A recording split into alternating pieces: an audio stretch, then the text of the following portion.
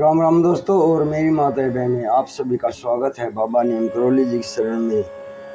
आप सभी का स्वागत है मेरी मैया रानी के दरबार में। मेरी आदि पराशक्ति माँ नव दुर्गा, सबके घर आओ माँ, सबके घर खुशियाँ बांटो, आनंदित करो माँ, सबको आनंदित करो। अपनी दया दृष्टि सबके ऊपर, सबके परिवार के ऊपर बनाए रखो माँ, सभी भक्तों के कष्ट दूर करो माँ। जय माता की, जय श्री राम, जय हनुमान जी की, जय बाबा नीम करोली महाराज की। ओम श्री गणेशाय नमः। हर हर महादेव। दोस्तों और मेरी माताएं बहनें, आज एक सच्ची घटना है। सोतन का बेटा, कहानी है सच्ची। जो एक सोतन का बेटा होता है, वो सोतन कैसा व्यवहार करती है। सोतन माँ अपने सोतेले बेटे के साथ। पूरी सुने, एक ज्ञानवर्धक कहानी है, सच्ची घटना है। दोस्तों, किसी गांव में एक किसान परिवार रहा करता था, जो बहुत ही समृद्ध एवं धनी थे। उनकी बहुत सी जमीनें थी। किसान था, उसकी पत्नी थी और उसका एक बेटा था। किसान बहुत खुशहाली से अपना जीवन यापन कर रहा था, सब कुछ अच्छा चल रहा था। तभी अचानक किसान की पत्नी बीमार हो जाती है और वो बीमारी इतनी बढ़ जाती है, धीरे धीरे वो बीमार रहते हुए ही उसकी पत्नी मर जाती है। किसान का एक बेटा था जिसकी उम्र 5 साल थी। किसान चिंतित रहने लगता है कि वो खेतों में जाकर फसल देखे, खेत देखे या बच्चे की देखभाल करे। तभी आसपास के लोगों ने उसे सलाह दी कि तुम दूसरी शादी करवा लो, दूसरा ब्याह करवा लो। किसान ने सबके कहने से दूसरी शादी करवा ली।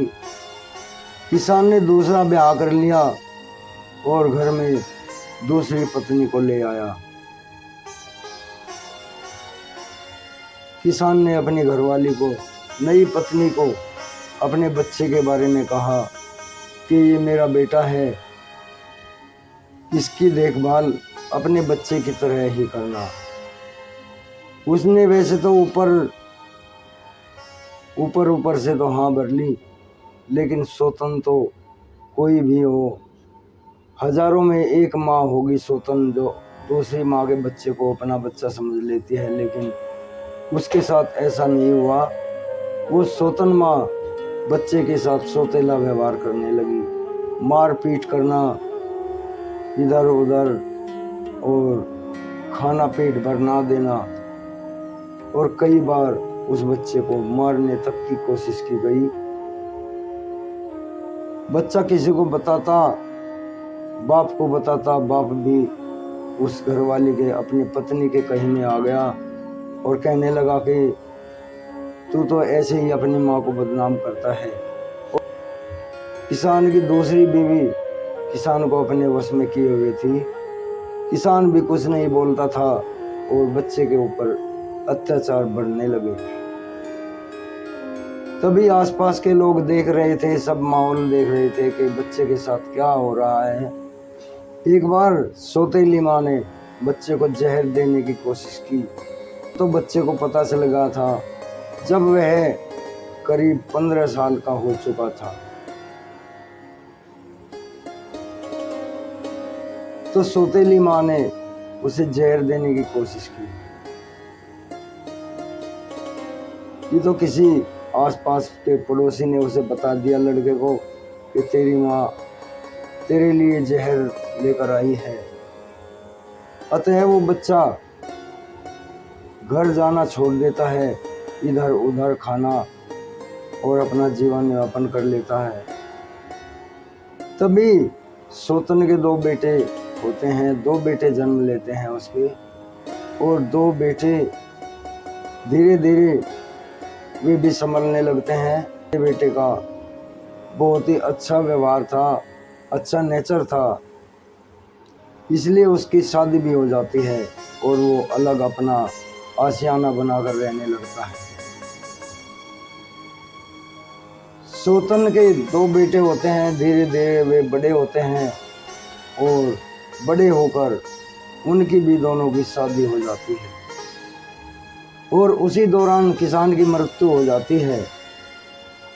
किसान के पास कोई कमी न थी, सब कुछ जमीन जायदाद धन दौलत खूब थी, लेकिन अब सब कुछ किसान की पत्नी यानी सोतन माँ के हाथ में था।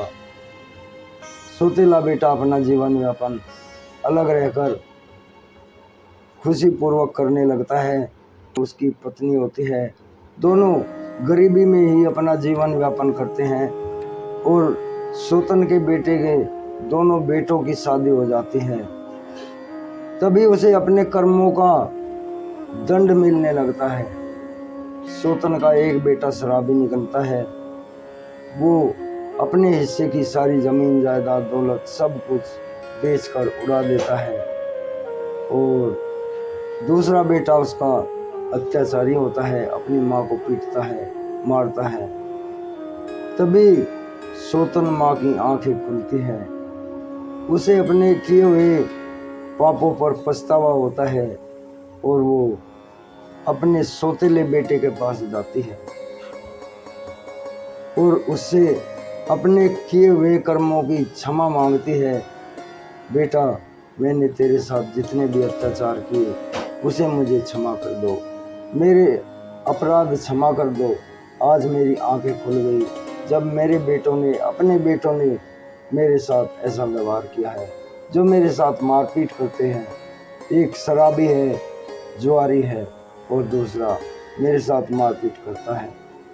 तभी सोतन ने उसके हिस्से की जो जमीन जायदाद थी, जो दौलत थी, वो भी अपने सौतेले बेटे को लौटा दी और सौतेले बेटे ने अपनी माँ को उसकी देखभाल करने का भरोसा दिलाया और अपने पास अपनी सोतन माँ को रख लिया।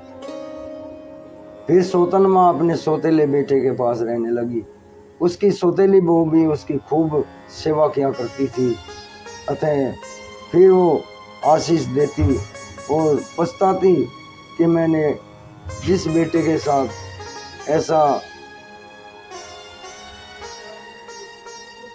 सौतेली माँ खूब पछताती थी कि मैंने जिस बेटे को अनदेखा किया, उसके ऊपर अत्याचार किए, वही बेटा मेरी आज देखभाल कर रहा है, बुढ़ापे का सहारा बना है।